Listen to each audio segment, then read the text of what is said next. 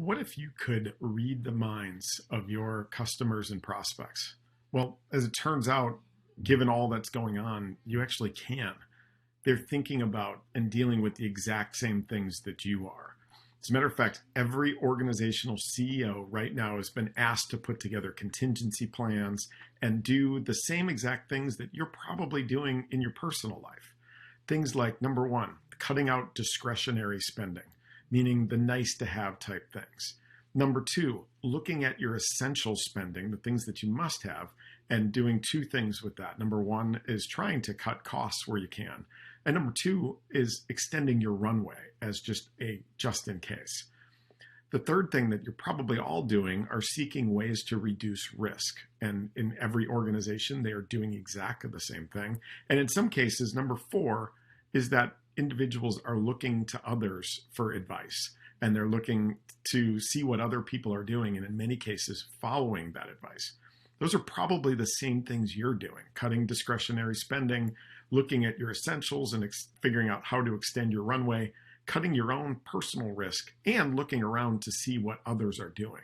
Given that we're all doing exactly the same things and thinking the same things, executive, buyer, customer, and yourself, it's time to take a look at your messaging, because the bottom line is any messaging that was developed during an upturn is likely not going to be effective in a downturn or in times of uncertainty. So it's time to evaluate your message. And by doing that, taking a look and see if it has any of the elements that people are shying away from right now, which is discretionary, or does it have the elements that create your solution as being essential and also a combination of reducing risk and helping to extend runway. Once you identify that, step number two is to escalate your message to make sure it is really hitting on those points. One thing to keep in mind when you are escalating your message is that revenue growth, as counterintuitive as it might sound, is actually a nice to have right now. When everybody is thinking about cost cutting, risk reduction, and extending their runway, talking about revenue growth is actually a nice to have and won't resonate as much as those pieces before it. The third thing to do is to empathize with your customers and prospects and understand that they've got a lot on their minds right now. So pounding them with calls and emails is really ineffective.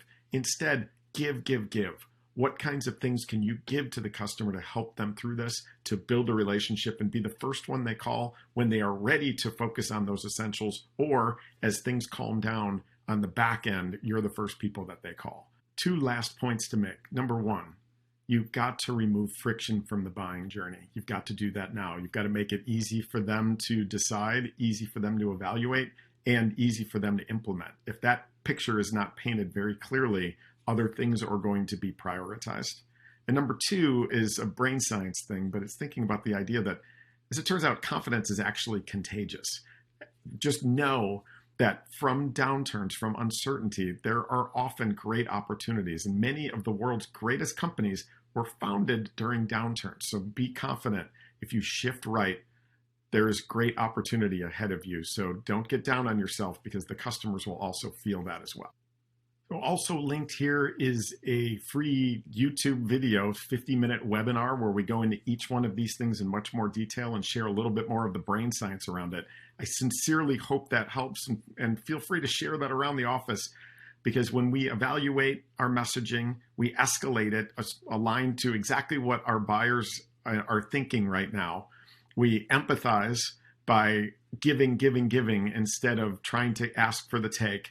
We remove friction from the buying journey, and then we just know that confidence is contagious.